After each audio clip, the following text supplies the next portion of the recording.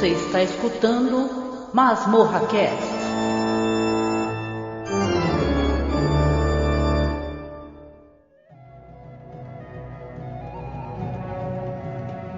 Mas os resultados não variam. Ele não está apenas catatônico. Ele desapareceu. É como ter um sonho e nunca mais acordar. Por quanto tempo? Para sempre.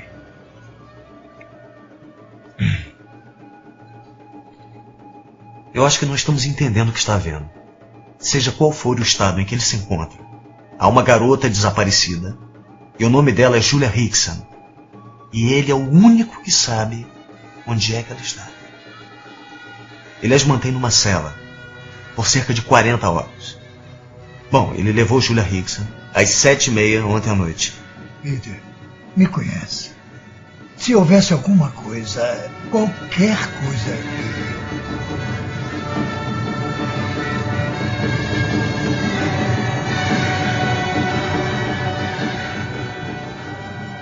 Olá, seja bem-vindo a mais um podcast, que é o nosso querido Masmorra Cast. Eu sou Angélica Hellish. E eu sou o Marcos. Hoje, né, Marcos, vamos falar aí sobre um filme que já virou um cult, tá, dos anos 2000, né? Parece que a gente que tem essa idade de 50 anos, parece que foi ontem, né? Mas caramba, já faz 23 anos que esse filme estreou, que é o filme A Cela. Engraçado que eu estou vendo uma página aqui que traduziram como A Célula, quase que eu falo A Célula, mas não é, é A Cela, The Cell, que é um filme do Tarsem Singh, né? Sim. E detalhe, né? Esse é um filme aqui do Tarsem Singh, que é a estreia dele como diretor, né? Isso é interessante também, né? Porque depois vão ter outros filmes dele e tal. Interessante, né? Os anos 2000, né? Eu fui fuçar aqui, eu vou colocar para vocês aqui, porque não é uma coisa que conta como curiosidade, né? Deixa eu botar aqui, ó, captura de janela. Vocês vão ver aqui, que tô mexendo aqui no IMDb, né, Marcos, né? A gente já vai entrar no filme. O que saiu nos anos 2000? Aí eu fui fuçar, ó. Saiu, Marcos, Psicopata Americano. Sim. Gladiador. Amnésia, que é um filme do Christopher Nolan. Sim. Muito bom, com o Guy Pearce. Requiem for a Dream, que é outro filmaço do Darren Aronofsky. Saiu Missão Impossível 2. Olha, saiu muita coisa. Snatch, Porcos e Diamantes. Malena, que é um filme maravilhoso do Giuseppe Tornatore. Sim. Saiu Amor à Flor da Pele, do Wong Kar-wai, tá? Ou seja, 2000 foi um ano recheado de coisa boa aqui, ó. Quase Famosos. O Náufrago, que é um filme que eu gosto bastante do Robert Zemeckis, né? Com Amélie Poulain. Amélie Poulain, Duelo de Titãs. Dogville. Olha só, Premonição, que, na moral, eu amo essa franquia. Qualquer hora a gente vai acabar falando dela. E aí, Meu Irmão, Cadê Você? Do Joey Cohen, do Ethan Coen. Labirinto do Fauno. Olha só os anos 2000. 2000, 3 zeros mesmo, gente. Redondão. Saiu coisa a beça boa, né? E no meio de tantas coisas boas, obviamente que podia até passar despercebido, de repente, aqui o nosso querido filme A Cela. Só que não sei pra você na época. Pra mim não passou. Porque eu lembro que eu aluguei e foi muito bom, né, Marcos? Aluguei, achei... Tu fica meio embasbacado, né, com o filme. Porque ele é de uma beleza, assim, numa criatividade, né? Pra fazer as cenas, que são coisas que a gente veria muito mais à frente, assim, né? Com tanta delicadeza, né? Pois é, a gente estava até conversando. O Tarsem Singh, ele tem uma carreira que não é muito longa, né? Ele não dirigiu tantas coisas assim, mas tem uma coisa nos filmes dele que para mim não se aplica só à Cela, se aplica aos outros filmes dele também. Eles são marcantes, eu nunca vou esquecer da Cela, nunca vou esquecer dos Imortais, nunca vou esquecer do Dublê de Anjo. Os filmes dele nem sempre são tão bons, mas eles são sempre marcantes e difíceis de esquecer, por uma série de razões que a gente vai poder falar aqui quando a gente for falar especificamente do filme A Cela. Então é um diretor que, queira ou não, ou até goste ou não, quando você assiste a um filme dele, ele vai deixar uma forte impressão em você. Não tem como, né? Porque eu vejo o Tarsem Singh, que, assim, a gente pode até comentar sobre isso, não são filmes, assim, com roteiros muito mirabolantes, ou então com diálogos grandiosos, né? Mas são muito bonitos, né? Você mencionou aí que é o dublê. Esse título é horrível, a gente sempre reclama desse título, que é o Dublê de Anjo, né? Que no original saiu como The Fall, né? Uhum. É um filme lindíssimo também, e mágico e tal. E ele consegue colocar dentro dos filmes dele uma questão cultural, entendeu? Então acho que esse filme, até a Cela, é um filme que ele tem um traço assim de uma coisa oriental, a música é oriental, ele é árido, aquele começo do filme, quando ela está num deserto caminhando, né? Se adentrando já aos sonhos daquela criança. Então é interessante, assim como o Tarsem Singh, eu acho ele um bom diretor, eu não acho um péssimo diretor, e mais do que tudo, eu não acho ele um diretor que seja esquecível. Muito pelo contrário, você mencionou aí Os Imortais, que é um filme que eu acho uma bela de uma pataquada hilária, né? Mas é um filme que é inegável o quanto ele é lindo, por exemplo, né? Eu acho que vale a pena a gente citar também o Tarsem Singh. Claro, ele é nascido na Índia, né? Mas trabalha nos Estados Unidos já há muitas décadas, e ele também dirigiu aquele famosíssimo videoclipe Losing My Religion, do R.E.M., que acho que é o primeiro trabalho dele que chamou atenção, e que obviamente todo mundo que sei lá, estava vivo nos anos 90, viu esse videoclipe pelo menos uma vez. Ele passou uns 5 milhões de vezes na MTV, né? Não, e coisas que eu adoro. Ele, por exemplo, ele fez o videoclipe também do Deep Forest, que é uma banda que eu adoro, aquela música Sweet Lullaby, né? Tem uma outra banda também, que essa eu não conheço, né, gente? Que é um grupo vocal. Opa, bateu aí, Marcos, no fone. Que é um grupo vocal chamado En Vogue também. Então, na verdade, ele tem ali uma carreira, antes de se tornar um diretor, como um diretor mesmo de clipes legais e tal, né? O que não é uma coisa incomum dentro da carreira dos diretores, né?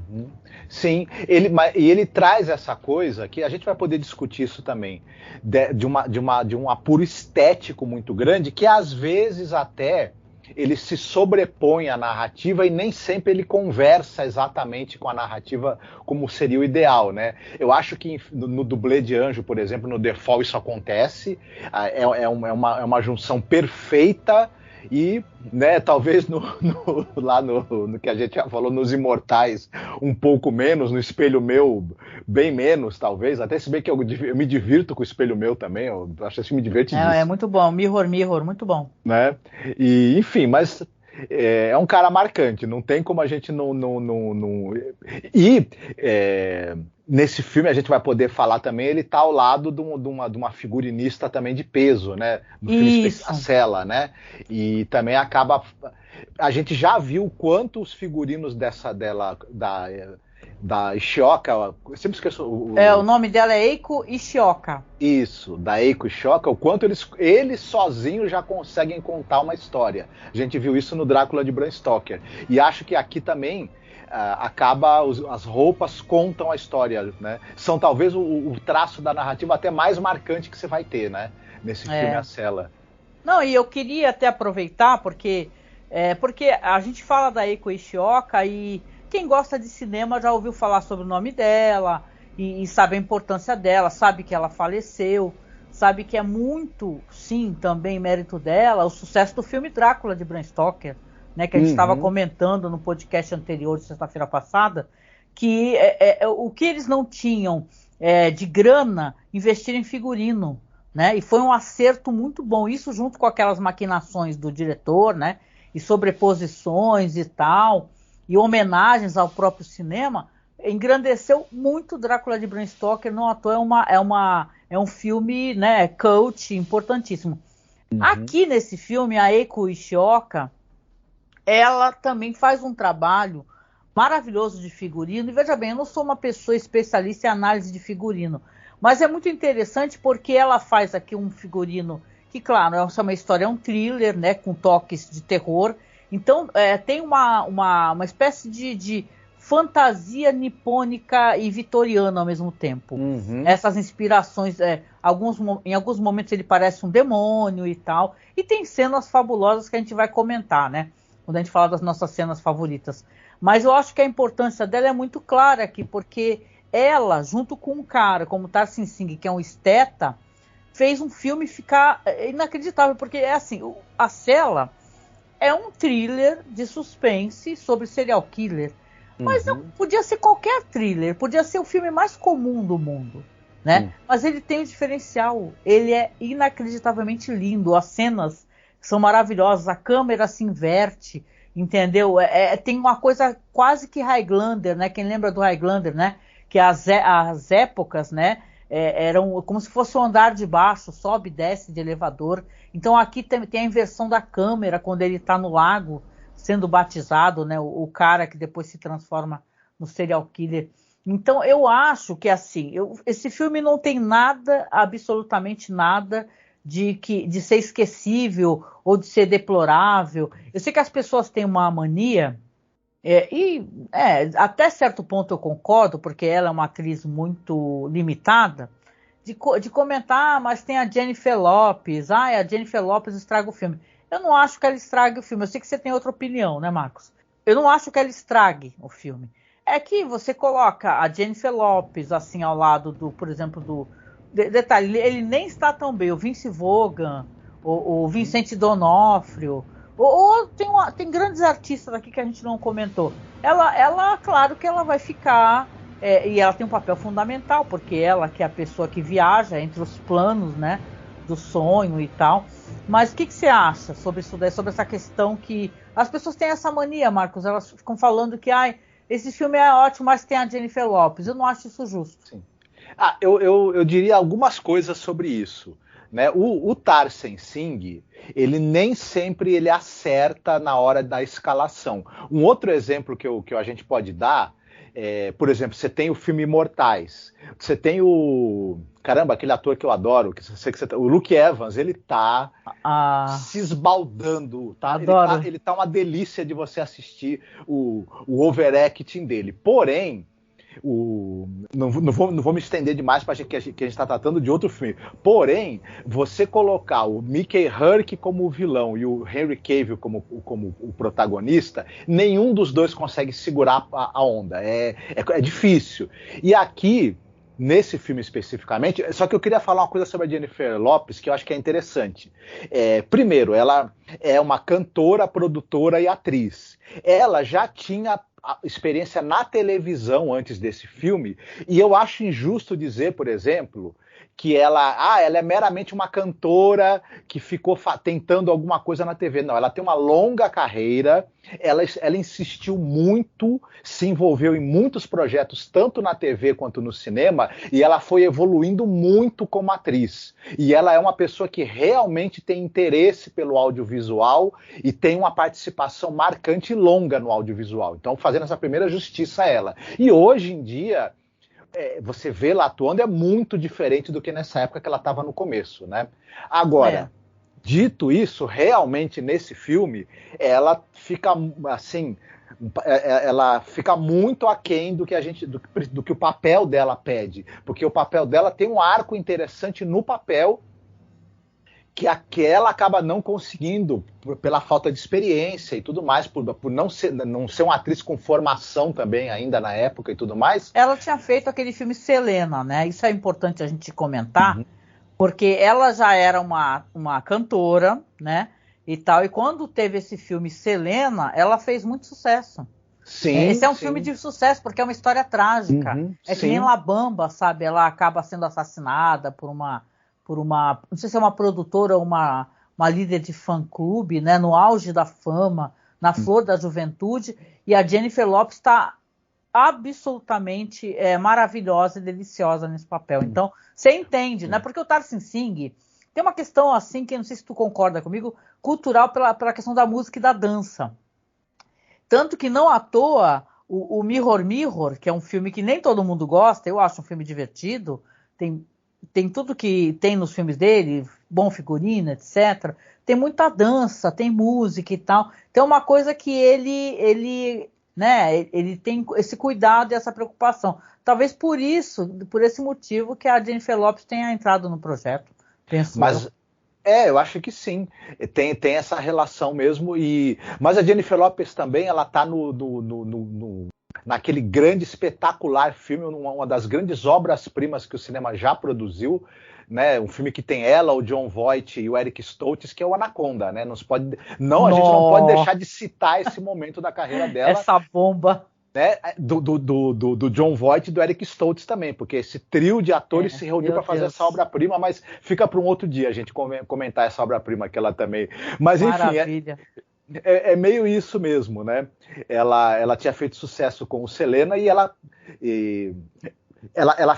fez série de TV policial também, que ela de várias temporadas. Ela tá nesse filme agora, A Mãe, né? E ela trabalhou com diretores importantes. Ela trabalhou com o Soderbergh, se eu não me engano, por exemplo, com o Lasse Hallström. Ela tem uma carreira que não é uma carreira desprezível de jeito nenhum. Outra coisa também, se a gente for, já que você citou também o Vince Vaughn, ele é outro caso aqui interessante. A gente viu... Para mim esse cara, ele é um enigma, o Vince Vaughn, porque ele é um... ele é um enigma, porque assim, ele começa a carreira dele no drama, de uma maneira muito pouco... Esse filme tá meio que na fase da carreira do Vince Vaughn, em que ele estava tentando nos dramas e nos policiais. Ele não estava se dando muito bem, porque ele chegou a fazer o Psicose também. Nossa, do Gus Van Sant. Isso, que ele faz o Norman Bates que não dá. Enfim, ele não tinha se achado. Já se deu mal logo no começo, né? Isso, nesse filme aqui também, ele tenta construir essa coisa porque o personagem dele, a gente vai chegar lá, né? Ele tá passando por um momento difícil, esse policial, quando ele vai pegar esse caso. Ele também é um cara que faz perfis, né? De assassinos pro FBI e tudo mais. Ele é meio profiler, sim. Isso. Mas ele encarna até bem essa coisa dele estar num estado complicado na vida dele, psicologicamente também. Só que depois, quando ele tem que fazer esse arco de empatia que ele tem, eu não sei, a coisa não parece que não vai. Ele para ali e não chega até onde o personagem deveria chegar também. Depois, ele vai pra comédia, a gente sabe, ele vai fazer aquelas comédias junto com o Owen Wilson e com o Ben Stiller, faz um sucesso tremendo, e agora, mais tardiamente, a gente vê ele em True Detective, a gente vê ele naquele filme lá da Cela 99, e ele tá muito bem, ele se achou também no drama agora, ultimamente, eu diria, o Vince Vaughn, mas aqui, infelizmente, não muito. Agora, sei que você vai querer falar disso, né?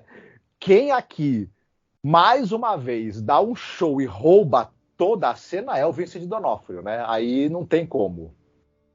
O Vincent D'Onofrio, esse daí, diferente do Vince Vaughn, né?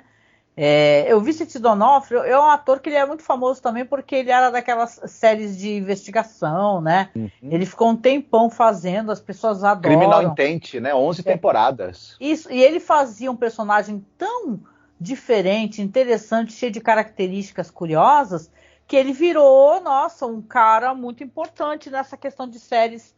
Mas eu acho que ele, enquanto ator, ele é visivelmente um cara muito, muito esforçado. Não que o Vince Vaughn não seja, veja bem, mas eu acho que o Vince Vaughn ele tem uma virada na carreira dele. Eu acho que o momento, tanto que tem filmes que eu gosto dele, que você falou, não deu, por exemplo, aquele lá que é do mesmo diretor do Bonnie Tomahawk. Isso, é o filme da Cela 99, né? Que eu sempre Cela 99. É um filme inacreditável. A atuação dele é maravilhosa, ele tá maravilhoso em True Detective. Então, ele tem uma outra, sabe? Ele virou a chave na carreira. Já o Vincent D'Onofrio, eu penso que ele já é um ator, não é de hoje, porque ele daquele filme lá, O Nascido para Matar, entendeu? Uhum. Ele já chamava muita atenção. Então, ele tem realmente uma carreira de papéis muito fortes, né? Muito fortes.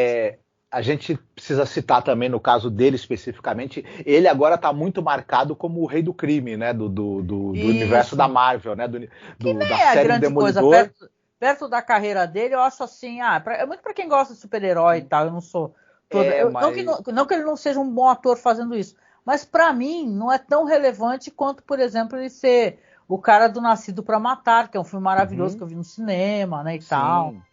É que ele também, como esse personagem do Rei do Crime, ele rouba a cena também. E ele tem isso, né? De quando ele não é. Ele é um coadjuvante, ele não tem muitas coisas como protagonista, a não ser a série lá Criminal Intent, né? Mas ele, se você der espaço, ele rouba a cena, né? Ele rouba o filme de você. É perigoso o Vincent D'Onofrio. Não, e ele tem um papel também muito famoso, que é naquele Man in Black, né? Ele faz o alienígena, né? Sim. Um papel muito engraçado que ele faz lá naquele... Bom, de qualquer maneira, eu acho ele um ator muito esforçado. Já o Vince Vaughn, ele é um cara que ele teve que virar a chave, né? E mudou os rumos da carreira dele, né?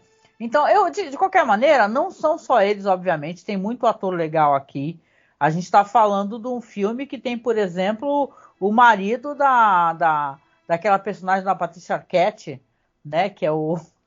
É o Jake Weber, né? Que ele lá na série Medium, ele é o Dubois pai, né? Exatamente, porque, gente, eu sou... Joey, né? Pra quem me conhece, eu sou a louca da série Medium, sabe?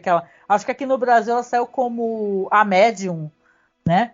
Mas eu já assisti várias vezes todas as temporadas, choro no final loucamente, são 9 temporadas. E ele faz um marido assim que... Eu acho ele incrível, assim, o papel dele. Ele passa como é que uma pessoa serena, sabe, né? Porque imagina você ser marido de uma mulher que ela, às vezes, encarna outras vidas e tal, como ela fazia. E a Patricia Arquette é incrível, né? Sim. Mas você tem aqui o Jake Weber, você tem a Marianne Jean-Baptiste, que ela faz aqui uma das técnicas cientistas, né, desse projeto. Pô, e ela é famosa porque ela, né, teve um filme que ganhou, acho que foi Cannes, né? Com ela, que ela faz uma história de uma mãe, uma filha que se reencontra com a mãe, que foi rejeitada pela mãe. Sim. Deixa eu até ver aqui, para não ser injusto assim, deixa eu só colocar aqui. É um filme muito famoso. Peraí, deixa eu achar. Ela tá por exemplo, naquele drama Segredos e Mentiras, que é muito bom. Ela tá no Jogo de Espiões também, que é um filme que foi um grande sucesso. Eu acho que é Segredos e Mentiras, né? Deixa eu só ver aqui. Rapidinho, mas é isso mesmo, deixa eu ver. Segredos e Mentiras. Inclusive, ela foi indicada ao Oscar de melhor atriz coadjuvante e tal. Então, ela já é uma atriz muito importante, é uma cara muito famosa. Não somente ela, como também o cara dos filmes do Todd Solondz, né, Marcos? O Dylan Baker. O Dylan Baker é um cara que ele tem centenas de créditos aí. Ele tá em muitas e muitas séries de televisão. A gente não vai citar aqui porque, né, ia perder a noite inteira. E em muitos filmes. Ele tá no Trick or Treat, né, também. Nossa, Contos do Dia das Bruxas. Eu adoro esse filme, adoro ele no filme. E ele tá também no Felicidade, por exemplo, do Todd Solondz, um baita ator.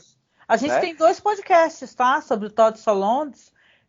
Não é um diretor que muitas pessoas gostam de comentar sobre ele, porque são filmes difíceis, né? E abordam personagens terríveis, né? Mas nós fizemos 2 podcasts, viu? Para falar, né, da nossa carreira também, enquanto podcast. E detalhe, tem o Ian Norris, por exemplo, que vocês vão lembrar, porque quem assistiu Breaking Bad lembra que ele é o cunhado do Walter White, entendeu? Que o cara que é policial, do DA e tal, e é uma reviravolta que acontece nessa história. Tipo assim, ele é cunhado do cara e o cara é o maior traficante que faz metanfetamina, né? Então tem um elenco do caramba esse filme e cenas incríveis. Então eu acho difícil, até muita gente comenta, até que assistiu muito jovem, né, e tal, e lembra desse filme com muito afeto. E o legal, pra quem não tiver problema com filme dublado, até porque eu acho que a dublagem é bem boa desse filme, tem pra assistir no YouTube dublado. Alguém fez o piloto e o filme ficou lá. Agora, pra poder assistir assim mesmo por streaming, eu não vi ele em nenhum streaming, não. Eu acho que só dá pra assistir ele mesmo de maneiras, né, Marcos, tortuosas, vamos colocar assim, né? Exatamente. Acho que é por aí. Pelas torrentes, né, da vida, você acaba... Pelas torrentes, né? Sim. Não, eu queria comentar outras coisas também, né? A gente vai falar já das nossas cenas favoritas, mas eu acho que é importante a gente falar sobre isso. Eu sei que você também tem muito o que falar. Esse filme tem várias cenas que são claramente inspiradas em obras de arte, em movimentos artísticos. sabe, você vai ver coisas aqui, por exemplo, claro, a gente vai falar sobre as cenas, então saibam vocês que vão ter vários spoilers, né? Aqui é a nossa história, para quem quiser que eu fale, eu não tô com vontade de ficar contando todo o filme, porque eu acho besteira. Normalmente quem já chegou por aqui já conhece. Mas é uma história, como a gente está comentando, né, Marcos? De um serial killer, que ele sequestra as moças, e ele deixa essas moças numa espécie de... dentro de um silo, e dentro desse silo tem uma cela toda vedada, com vidros e tal, com câmeras, e ele deixa essas moças que ele sequestra lá, dentro desse dispositivo que a certo momento ele vai encher de água. Ou seja, ele não precisa nem estar presente para matá-las, ele só vai lá depois poder ver a filmagem do desespero delas e saborear isso, né? Ele é um personagem muito cruel, e são cenas muito dolorosas. A das moças pedindo pela vida, chamando as mães, né? Então, o que acontece aqui? A gente tem, paralelamente, essa personagem, que é a personagem da Jennifer Lopez, que ela é de uma clínica que eles fazem... eles têm uma invenção, né? Um dispositivo, você vê que é um dispositivo que você consegue entrar na cabeça e no sonho de outra pessoa. Isso através de medicação, né? Você coloca uma roupa, que aliás aquela roupa lá também, você vendo, lembra do Drácula de Bram Stoker, né? Que a Eiko Ishioka fez aquela armadura do Drácula e aqui você vê, né? Mas aí você vê que eles têm essa clínica aí, ela cuida de uma criança que tem essa espécie de doença, a criança se encontra em coma ou catatônica e tal. Né? Parece que depois, mais para frente, vai ter uma relação direta, tendo o mesmo tipo de doença dessa criança com o do serial killer. E ela tenta entrar na cabeça dessa criança e tal, não está tendo muito sucesso, estão querendo encerrar esses estudos e tal. Que as pessoas que são, inclusive, patrocinadores do projeto também. E, paralelamente a isso, vai ter esse serial killer que sequestra as moças, né? Um desses corpos vão aparecer, do último corpo que ele descartou, e aí vai entrar a polícia e tal. E o que tem interessante nessa história aqui do filme A Cela, que eu acho que isso também é uma coisa que é uma coisa assim, que uma quebra de expectativa. Porque, aí eu vou te dar a palavra já, Marcos. A gente vê que nos roteiros, normalmente você vai descobrir, por exemplo, que nem no Seven, né? Você descobre no final quem é o serial killer. Nossa, vai ter toda aquela corrida, aquela mobilização da polícia, aquela busca dos detetives de informações, e no final você descobre quem é o psicopata. Aqui não. Em A Cela, você logo de cara você já sabe quem é, você já vê quem é o psicopata. O que você vai ter a quebra na história aí, que vai ser a corrida contra o tempo, é que tem uma moça que foi sequestrada por último. Ele já levou ela para esse compartimento que é todo automatizado. A polícia consegue descobrir quem é esse cara, entendeu? Chega na casa dele, só que ele tem um ataque, né, Marcos? Ele tem um ataque e ele fica em coma, sem possibilidade de retornar. É uma espécie de coma que ele nunca mais vai acordar, entendeu? E aí que o médico que dá esse diagnóstico para a polícia fala: eu quero muito tentar ajudar vocês. E aí ele indica, né, Marcos, essa clínica. Uhum. E bom, aí pelo que você disse pra gente até agora, e uma das coisas interessantes e acho que marcantes desse filme, a gente já pode intuir daí uma mistura de gêneros, né? Você tem o policial, o filme de serial killer, né? Você tem o thriller, né, de suspense, você tem a ficção científica, que são esses elementos ali da tecnologia, das drogas usadas para que você possa entrar na consciência de outra pessoa, né, dessa metodologia que é criada nessa clínica, e você tem o horror psicológico, porque parte dos elementos de horror também tem relação com a passagem que a personagem vai ter ali, né? Pela psique, né? E toda essa mistura de elementos, ela é diferente, né? A gente não é todo dia que a gente vê isso. E é essa mistura de elementos que vai dar a possibilidade de você ter esses visuais também muito interessantes, né? Esse filme tem essa estética toda muito, muito diferente. E E é curioso, esse começo dele, ele tem um ritmo bastante, né, sufocante até, né? Você tem essa montagem paralela da tentativa do personagem da Jennifer Lopez. Ela tá, na verdade, tem um menino que ele tá catatônico, né? E ela tá tentando se encontrar, né? Ela tá dentro da consciência desse menino, tentando fazer contato com ele para tentar ver se ele tem alguma reação. E enquanto isso, a gente vai vendo também o dia a dia e o modus operandi do serial killer que está fazendo, né? Que você citou aí, que ele está sequestrando essas moças e... Ele desumaniza elas, né? Isso. Não que um serial killer não vá fazer isso, mas ele, inclusive, ele tira toda ele joga elas em cloro, né? Uma coisa estranhíssima, né?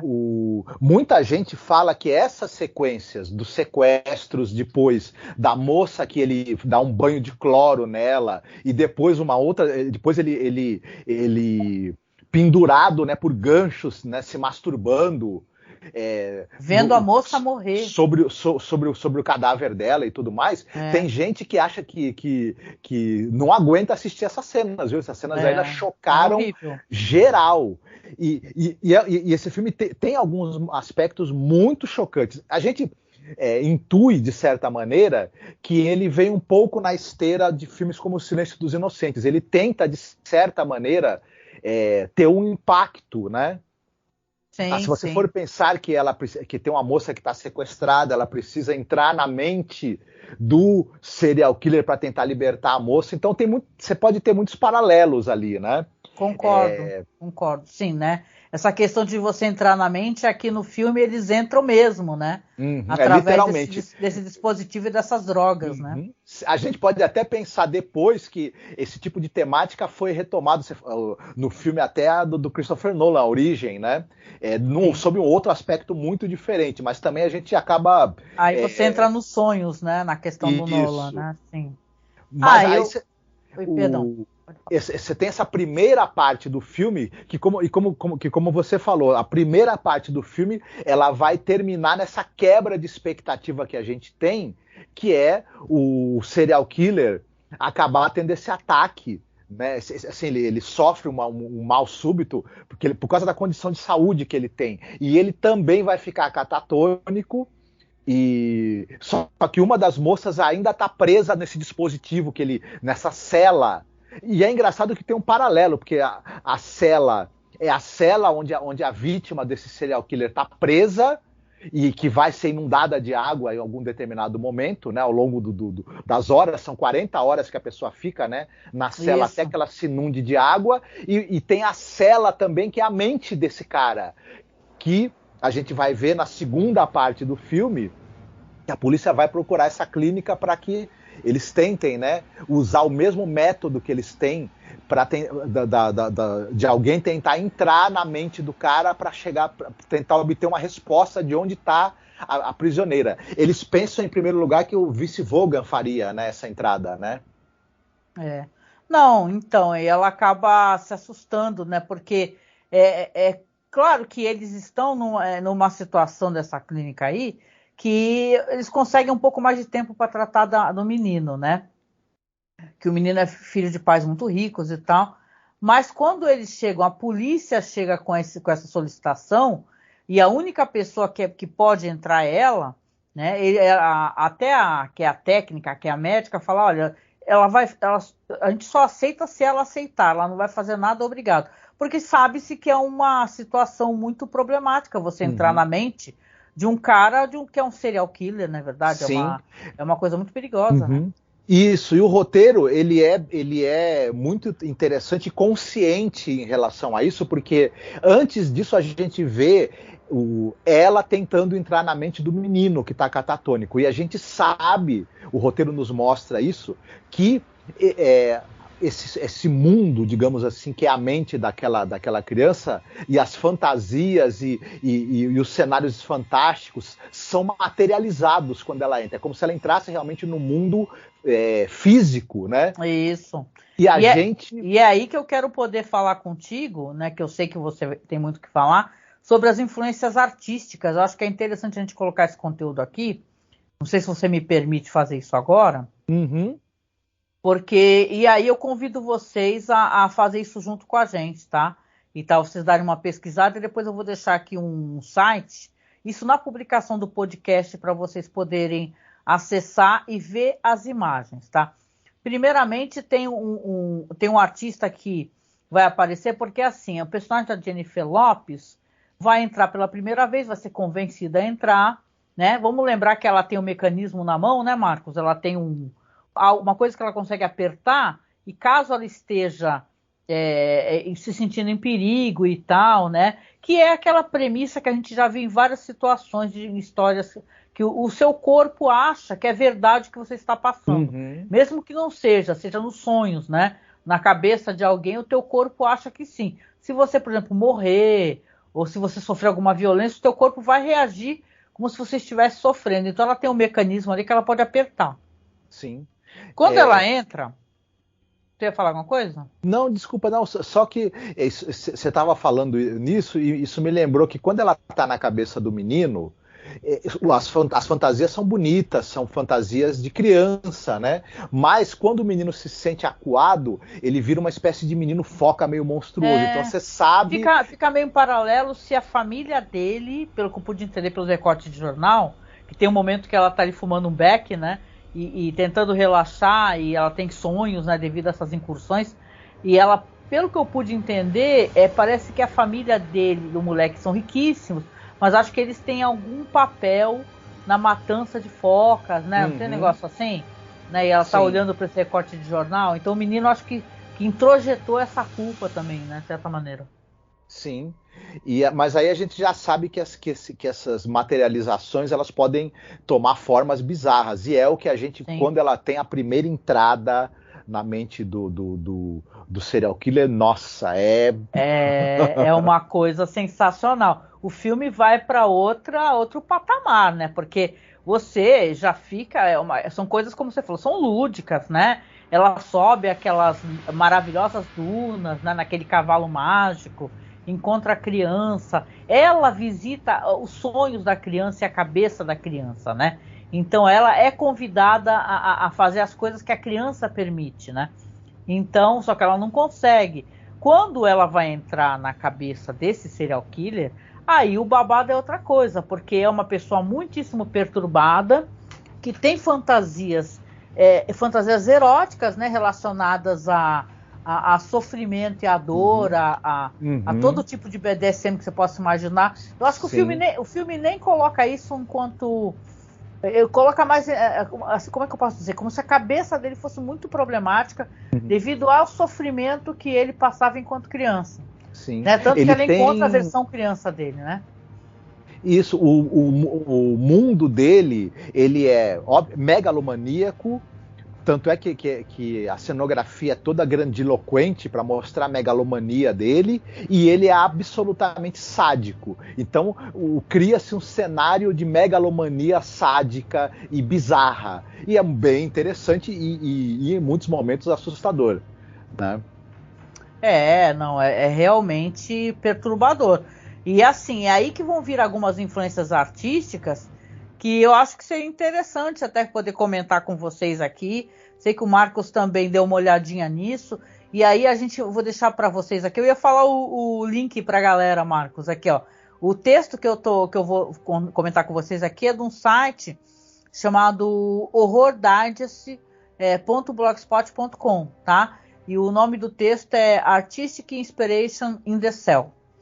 Então aqui tem a lista de todos, né? Claro que não tem só aqui, né? Que eu assisti esse site. O primeiro deles, acho que é uma das cenas mais aterradoras, né, Marcos? No qual ela vai ver realmente aonde que ela se meteu, é que ela vai encontrar a criança e a criança tá ali assustada, né? Tá fugindo e tá numa grande sala acariciando um cavalo. Aí a criança está assustada vendo o relógio, olha para o relógio, olha para ela. Chega a certo momento, quando o dispositivo do relógio faz um alarme, a criança vai e empurra ela com tudo e cai para o outro lado. E cai em lâminas de vidro, né? É uma cena angustiante, né? Cai em lâminas de vidro e parte aquele cavalo em vários segmentos, totalmente vedados, né? Onde você vê inclusive que o coração tá batendo, o pulmão tá se movendo. É uma coisa aterradora, porque o bicho tá ainda vivo e totalmente seccionado, né? Seccionado e separado. Então, uma cena aterradora. E você fica se perguntando, quando eu vi isso pela primeira vez, né? Eu falei, nossa, eu nunca tinha visto algo assim. Hoje em dia a gente já viu, porque até essa série que eu comento, que é Hannibal, né? Tem um momento que um dos personagens lá, o Hannibal faz isso com o personagem, sabe? Ele secciona a mulher em várias partes também, deixa ela em lâminas de vidro. Então aqui eu queria só comentar e perguntar para você também o que você acha disso, porque aqui a gente vai falar, a influência desse filme direta é de um artista chamado Damien Hirst, né? Que ele fazia muito sucesso ali na década de 90 e tal. Diz que até hoje ele é considerado um dos artistas mais ricos, né, da Grã-Bretanha, né, e tal. E uma dessas séries dele mais famosas justamente envolve, né, pegar animais mortos de verdade e preservá-los em formol, né, e separá-los, né, como se fossem quadros, né, feitos de animais preservados em formol e cortados ao meio. E são cenas também que são coisas angustiantes, viu? Uma galeria de arte está a mulher passando pelo meio aqui, né? Eu vou deixar algumas imagens na publicação, eu vou deixar o link também para vocês poderem ver. Então é interessante, né? Essa primeira cena que você vê aqui em A Cela e também vê depois em Hannibal, você fica, nossa, o que é isso, né? O Damien Hirst é um cara curioso, né? Porque ele tem uma coisa que a arte dele, na maior parte, é uma arte alegre, colorida, meio pop art. E ele teve essa fase, né, dos animais, né, empalhados e seccionados. É uma coisa... Chega até a destoar um pouco do restante do trabalho dele e chocou muita gente. E é claro que obviamente a inspiração dessa cena do cavalo recortado em partes que tem na cela. E tem efeitos visuais, eu acredito que já é feito com um efeito digital, inclusive, mas para a época é bem feito e continua impressionando até hoje. Não, né? com certeza, sim, né? Não, mas é impressionante. Quando eu vi pela primeira vez, me marcou profundamente. Eu lembro que eu tinha alugado, né, a cela e falei, caraca, meu, o que é isso? Que cena é essa, né? De fundir a cabeça, né? Então é interessante ter essa relação aqui. Então, vão ter várias durante o filme de diversos artistas. Eu acho que a gente pode comentar aqui também, porque é uma coisa que aparece logo, né? Vai ter os Coen Brothers, né? Que são os caras dos curtas, né? Eles fazem... Tem até acho que um dos curtas mais famosos deles é Street of Crocodiles, né? Que são cenas perturbadoras, com bonecos em situações estranhas, né, e tal, e, né, curioso. Eu lembro que quem gosta muito dos Coen Brothers e fala muito deles é o nosso amigo Douglas, né, e tal, e aqui vão ter cenas de bonecas vivas, vamos colocar assim, assustadoras e tal, que são feitas com as vítimas do serial killer, né, ela vai passar e vai ver. Eu vou até sugerir para as pessoas que estão escutando a gente e não conhecem, procurem as animações dos irmãos Coen. Tá tudo no YouTube. Sim, tem para assistir no YouTube.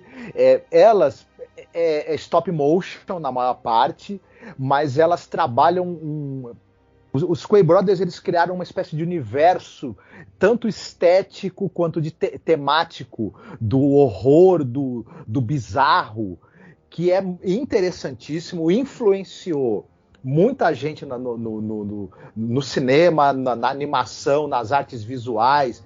Tim Burton, se eu não me engano, é um cara que é fortemente influenciado por eles também, e vale muito a pena conhecer o trabalho desses caras. Assim, é muito impressionante mesmo. Quem ainda nunca viu nada do trabalho deles, não só vai se impressionar, como vai perceber como eles influenciaram Raimundo e todo mundo nas últimas décadas. Meio mundo, né? Influenciaram meio mundo. Não, e é legal que você vê que a arte é uma coisa que ela vai se retroalimentando, né? Porque aqui os Coen Brothers também foram influenciados por outros, né?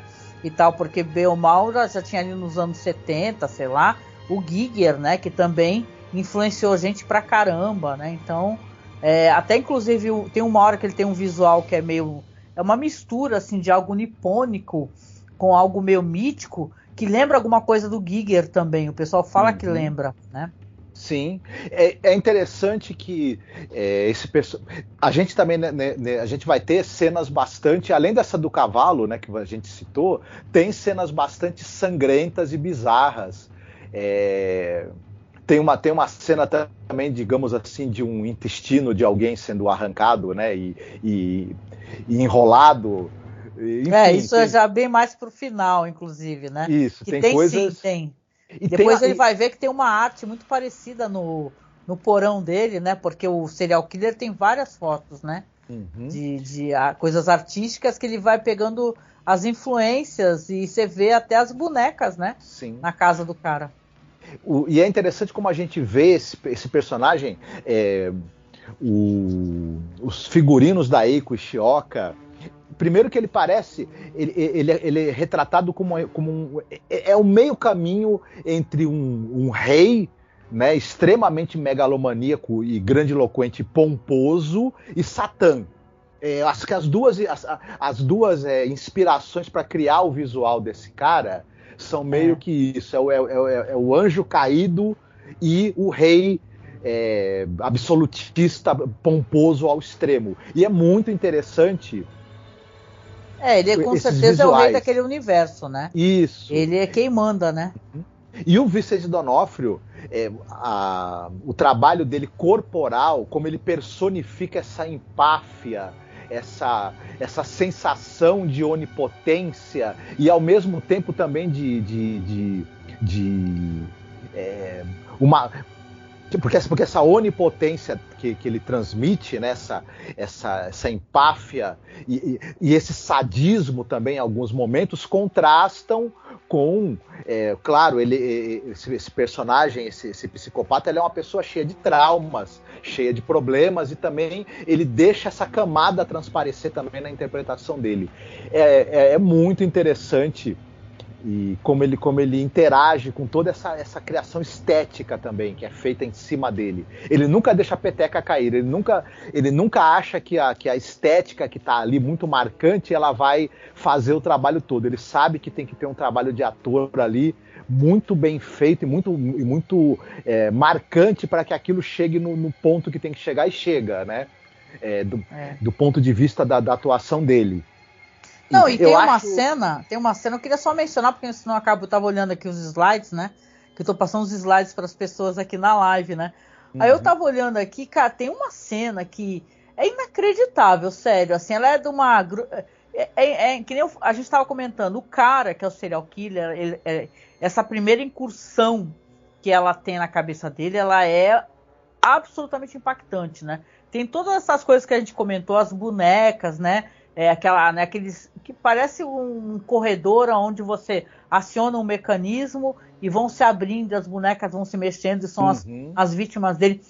E ela vai ser pega, porque tem até uma fisiculturista, que essa mulher que aparece, é uma fisiculturista famosa pra caramba, diz que ela é uma das primeiras fisiculturistas a ganhar vários prêmios assim, Miss Olímpia, não sei o quê. Uma mulher assustadora. E ela é pega, né, por essa mulher e é jogada na sala do trono desse rei que é o psicopata, que é o serial killer. E, cara, a cena é uma cena inacreditável. Eu recomendo para quem puder. Aliás, abraço aqui pro Augusto Ganzerti, que tá aqui, né, no chat, viu, querido? Eu li suas mensagens aqui. Obrigada, viu? Obrigada pelo like, inclusive. Tem uma cena inacreditável, né? E, poxa, é claro que a gente sabe que é feita digitalmente também, é um recurso, né? Mas você vê que ela é jogada naquela sala do trono, né? Meio tonta, né? Por aquela serviçal dele, que é aquela mulher muito musculosa, fisiculturista. Aí ele tá sentado no trono e ele vai levantar, né, Marcos? Quando ele levanta, a capa dele, porque o cara tem hábito de ficar ele se prende, né, com os ganchos nas costas, né?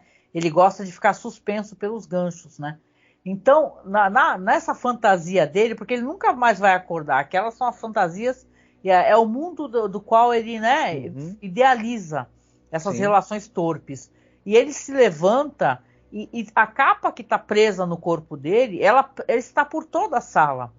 Toda a sala é a capa de rei dele, é uma capa roxa, né? Que é uma cor real, vamos lembrar, né? Ele levanta e toda a sala, a capa vai saindo das paredes, como se ele tivesse preso naquele trono. Também, porque vamos lembrar, porque se ele está preso por aquela capa, ele também está preso no trono. E quando ele se levanta para perguntar para ela quem é você, que ele berra e ela grita, se assusta, né? E acorda, né? É uma cena, pô, é a primeira incursão que você fala, meu, é impressionante, né? Sim, e é uma coisa interessante, eu acho que vale a pena a gente citar também que a gente falou, né, que ele é terror, policial, thriller, suspense, ficção científica, só que ele tem elementos de uma coisa que é a dark fantasy, que até nem se falava tanto, né, nesse subgênero aí da fantasia e do horror, que é a dark fantasy. Se a gente pensar muitas representações e dinâmicas que tem nesse filme, tem paralelo, por exemplo, com Berserk, que é uma dark fantasy famosa, né? Boa lembrança. Você veja como todo esse mundo, até algumas imagens, se a gente pensar do próprio desse ser aí que domina né, que é como o psicopata se vê, poderia ter saído de um quadro do quadrinho do Berserk, né? E é bacana também a gente ver num filme de suspense, né, de policial, tantos elementos de dark fantasy. Não sei nem se foi intencional da produção do filme na época ter, né, esse pé, né, nessa coisa da dark fantasy, mas se não foi, de qualquer maneira chegaram nisso, né, e é marcante esses traços que esse filme tem também, né? Você está aqui descrevendo e eu estou aqui meio que na minha cabeça pensando, nossa, isso é completamente dark fantasy, né? Também. Não, é muito legal, o jeito como eles bolaram essa história, esse mundo, né? E é legal porque o Roger Ebert, né? Não sei se eu estou pronunciando corretamente, ele também elogiou muito o filme. Falou assim, olha, são personagens que o filme não é um filme maravilhoso, perfeito, mas você se importa, né, com os personagens. Ele consegue te levar até o final, né, naquela curiosidade, o que vai acontecer. E a história ela se encaixa, né, porque você vê que, falando até um pouco sobre o final, que o que ela faz e o que ela passa aqui acaba dando ideias dela do que fazer e de como curar esse menino. Esse primeiro menino que até os pais já desistiram dele, né? Que acham que ele não vai acordar mais nem nada. Então, é sensacional, né? E falando até sobre as influências artísticas rapidamente, né?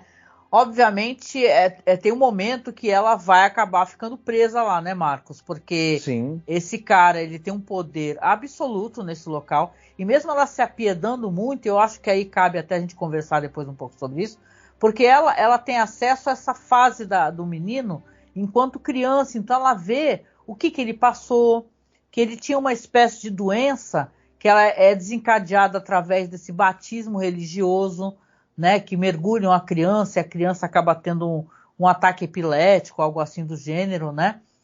Quando chega em casa a mãe abandona, aí depois o pai fica batendo, e é bem terrível a situação da criança, e o filme deixa um pouco claro, porque é fácil para a gente pegar esse personagem, óbvio, né? Principalmente eu que sou mulher, né, e feminista, você fala assim, caramba, que personagem odioso, né? Ele é malvado e tem que ser destruído e tal. Então, e essas situações assim não são situações fáceis de analisar, porque a gente, quando a gente nasce, também a gente pode passar por diversas coisas que vão traçando na nossa existência, nosso comportamento, do jeito como a gente olha o mundo, né? Seja questão de abuso sexual, abuso emocional, violência, né? As pessoas têm uma certa tendência a ficar replicando essa espécie de violência, infelizmente, né? Vocês sabem que é meio por aí, né? E esse cara aí, Carl Starger, né? O nome dele, né? Ele, enquanto criança, ela tem acesso a essa versão e ela vê tudo pelo qual ele passa, né? Tem uma hora que ela conversa com ele criança, depois ela conversa com ele já cuidando do corpo da primeira mulher que ele matou. Então você vê que aqui ela entende e ela é capaz de separar, até porque ela é psicóloga infantil, o que aconteceu com aquela criança desencadeou naquele ser humano absolutamente apodrecido e cruel, né? Então aqui nessa história você vê que, né, só para poder, né, falar um pouco, né, que realmente ela no final vai ter que tomar decisões relacionadas inclusive ao que acontece, o jeito como ela faz, né? Porque ela no começo da história você vê que ela entra na cabeça da criança. A certo momento, quando ela vai entrar pela segunda vez, porque sim, ela vai entrar por uma segunda vez, vai ser, eu acho que esse filme, eu acho que as coisas acontecem ali em coisas de um dia para o outro, algo assim, ou é no mesmo dia. Não são vários dias, não. Né? E eles vão... só uma...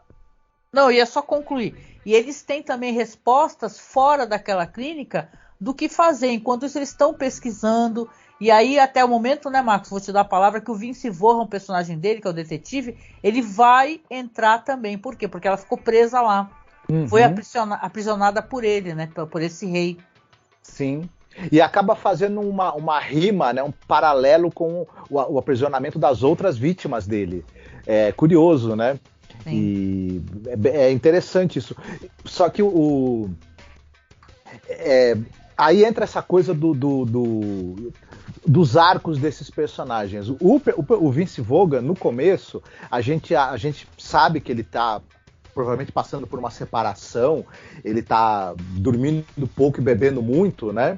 E ele aparenta pra gente ser um cara meio cínico e desagradável. Aos poucos, a gente vai vendo que ele é uma pessoa dotada de uma gigantesca empatia, né? Que ele demonstra por ela e demonstra também pela moça, né? Que tá sequestrada.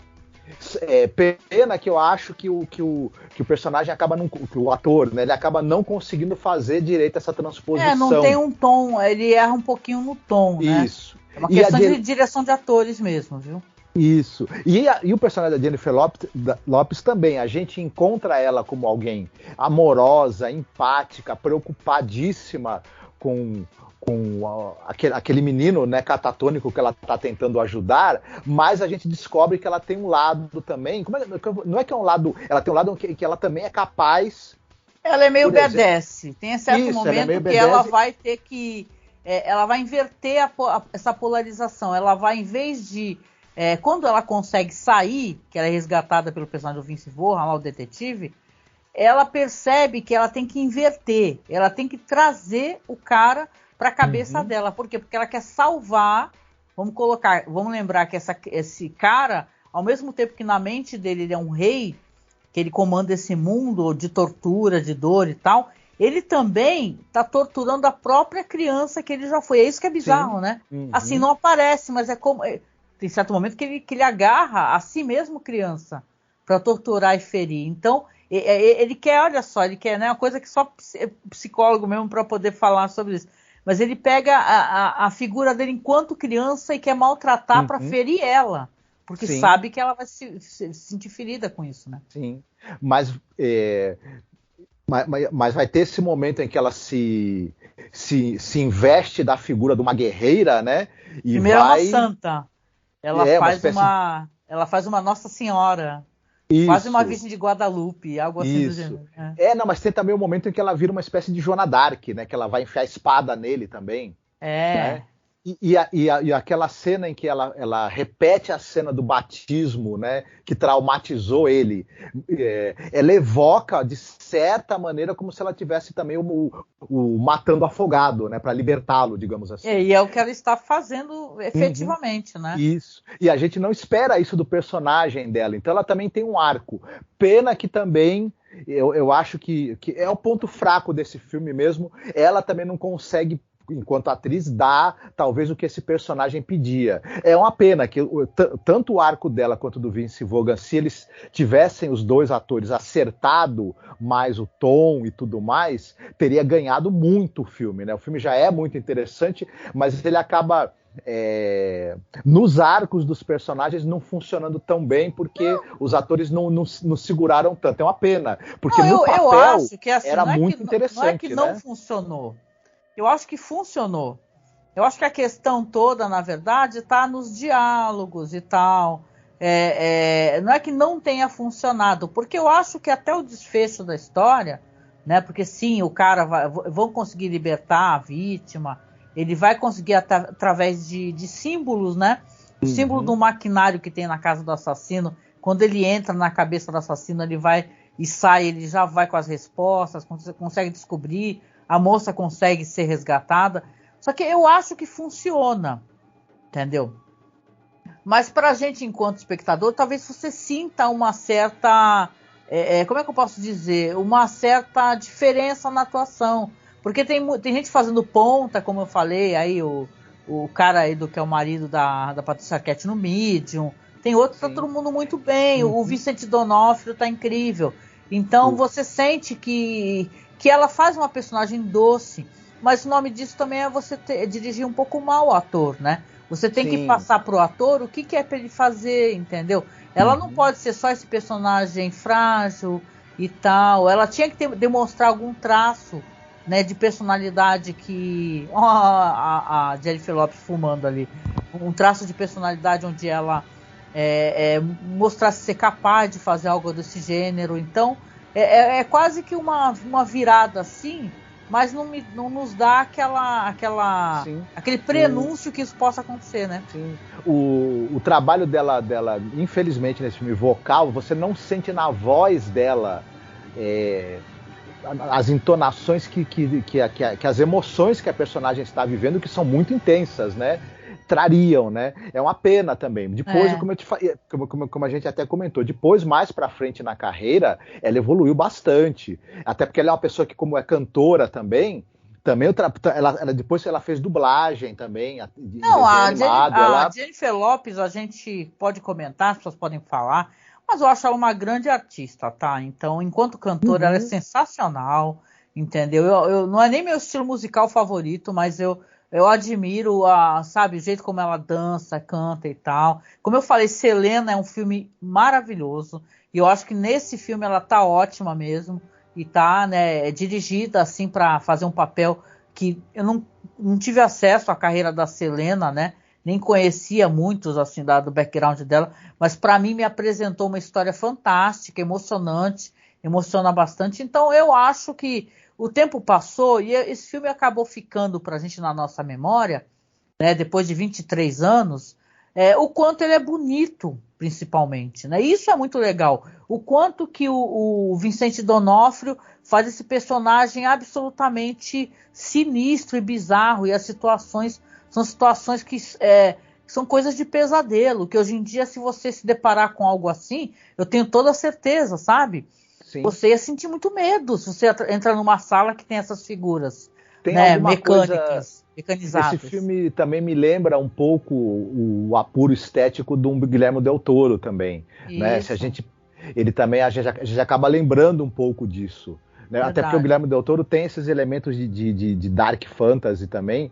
E, enfim, tem algo de Labirinto do Fauno até, né? Se a gente for guardando aí as devidas, né, proporções, né? É claro, não. Tem signos também no Labirinto do Fauno, questões culturais e políticas, né? Queria só mencionar, antes da gente sair daqui, que assim, tem um momento assim, que eu acho que é legal, vale a pena mencionar, eu vou deixar no link, gente. Tem um momento quando o Vincent D'Onofrio vai entrar, assim que ele já está dentro desse universo, que é a cabeça desse serial killer, ele vê 3 mulheres sentadas, e elas fazem uma espécie, né, Marcos, de um jogral, né?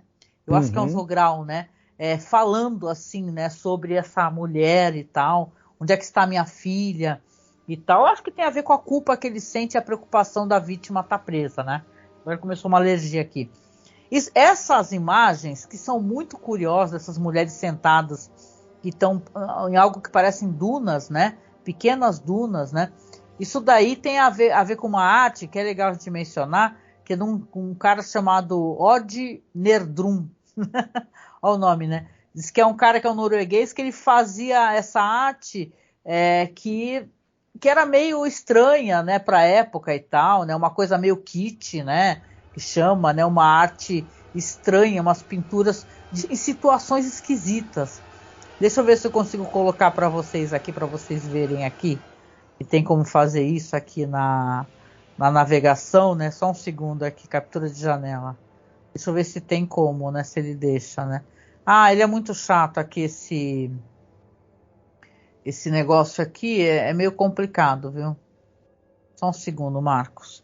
Não, mas vai falando aí. Enquanto isso, eu vou tentando acessar aqui para as pessoas aqui. Desculpa, pode falar. Não, eu acabei não pesquisando as referências artísticas? E tal. Enfim, ainda bem que você trouxe essas informações, porque é interessante, né? E vou depois caçar esse pessoal. Não, vou deixar o link, aí você vai conseguir ver, porque realmente é muito impressionante, gente. Eu tô tentando pegar o endereço da imagem para poder colar para vocês aqui, mas até nisso danado aqui do... agora acho que eu consegui. Deixa eu ver se eu consigo colocar aqui. A gente precisa, qualquer hora, fazer um podcast sobre o The Fall, né? Inclusive, já que estamos falando desse filme. Sobre o The Fall? Pode ser. Porque esse aí vale muito a pena também, né? Muito... tá aqui, ó. Acho que agora dá para vocês verem aqui. Eu vou tentar aqui, ó. Essa aqui é uma cena... É uma arte desse cara aí que tem essas mulheres... Eita, agora eu saí. Essas mulheres sentadas, né, e tal. Porque é uma coisa bem bizarra, ó, mas ó, essa aqui, ó. Deixa eu ver. Aqui é que se você não colocar não aparece, as pessoas não conseguem ver. E tal, mas é bem esquisito mesmo e é meio por aí, né? O cara tem essa arte que tem umas figuras fazendo coisas estranhas. Aqui parecem pessoas meio que cantando, sabe? Com posições meio esquisitas. Então é legal, gente, é isso. Desculpa, eu tentei aqui colocar para vocês aqui. Mas é isso, gente. Então, que a gente está aqui há quase uma hora conversando. É um filme interessante. Para mim foi surpreendente eu saber que fizeram uma continuação. Aí você se pergunta, como assim, né, Marcos? Pelo que a gente acabou não falando aqui da continuação, para quem estiver ouvindo a gente e se perguntando, né? Porque todas as informações que a gente tem sobre o filme dão a entender que não vale muito a pena ele ser visto, não, que é ruim demais, é uma desgraça, né?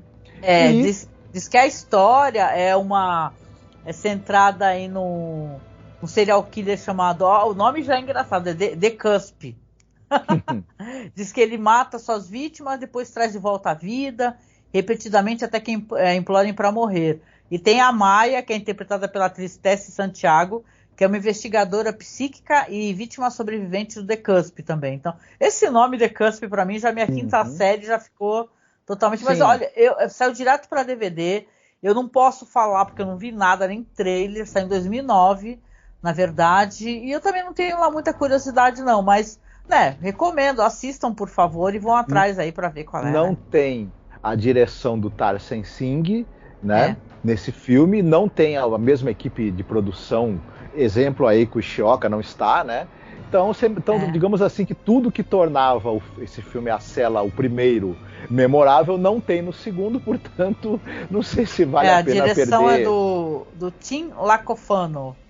Tá, então... Muito assim, famoso, inclusive. Assim, até inclusive a moça, colocaram a foto, tá vendo a capa do DVD, ela parece um pouco a Jennifer Lopez, sabe? Então é meio que... O pessoal deve ter achado assim, será que a Jennifer Lopez virou a protagonista do segundo filme? Mas não tem nem a Jennifer Lopez, gente, não tem nem... É um caça-níqueis. É um caça-níquel meio pra pegar. Que não deve ter conseguido muitos níqueis, inclusive. Caçou, mas não achou, acho eu.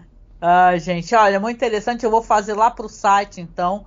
Visitem, tá? masmorracine.com.br. Eu vou fazer lá pro site. Eu que não tinha apertado aqui, tá aparecendo uma imagem totalmente aleatória.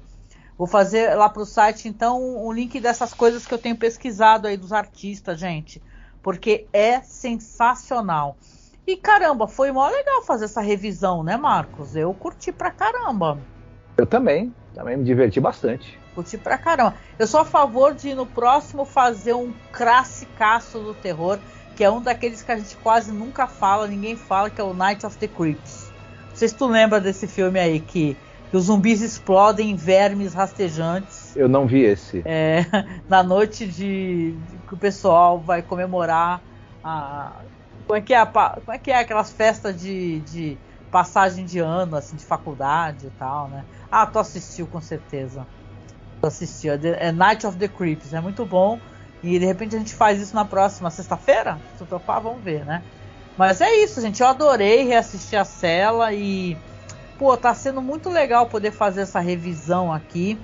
Tem muita coisa boa pra gente... Até, inclusive, a gente pode até fazer de coisas mais modernas.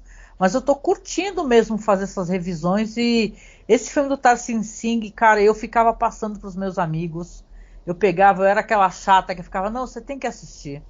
Né? Nessa época a gente não tava nem junto, né, Marcos? Né? Que a gente tá junto desde 2022, né? 2002. A gente tá junto desde 2002. Mas em 2000 eu ficava, nossa, você tem que assistir. Assista esse filme, pelo amor de Deus, que é maravilhoso. Assista esse filme, então é muito da hora mesmo. Muito legal. A primeira vez que eu vi, eu fiquei muito impactado, eu lembro. Ah, muito bom.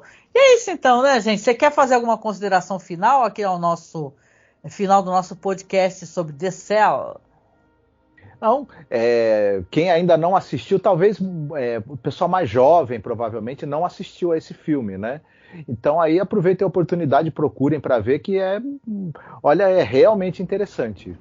Ah, eu queria até fazer uma recomendação, porque eu curto esse pessoal que faz as coisas estéticas assim incríveis, maravilhosas de cair o queixo. Eu sou dessas, entendeu? Não à toa que eu tô fazendo a revisão da série Hannibal, cara. Ela é muito isso, né, Marcos? Você vê os lindos pratos decorados, só que Hannibal já eleva, né? Eu penso assim, Hannibal já tem diálogos incríveis, né? Uhum. O roteiro é bem formulado, boas atuações todas, né? Ó a mulher fortuna aí, né? E essa fisiculturista. Então, é que eu tô vendo os slides aqui.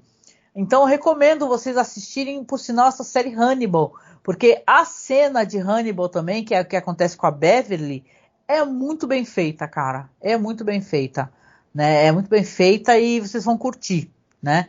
Então fica aqui nossa recomendação, né, Marcos? E os agradecimentos a quem apareceu por aqui. Beijo aqui pro Augusto Ganzetti. Pô, você que chegou aqui depois, comente, né? Comente que se você gosta desse filme, se você conhece, você pegou como? Você alugou um VHS dele ou você já pegou em DVD e tal? Conta aí qual é a tua experiência, porque, 23 anos, hein, gente? Já tem esse filme, passa muito rápido, né, Marcos? Exatamente. E eu também esqueci de dizer que nós estamos na masmorra falando sobre a cela. Caraca, isso aí é Inception. Isso daí é totalmente Inception, né?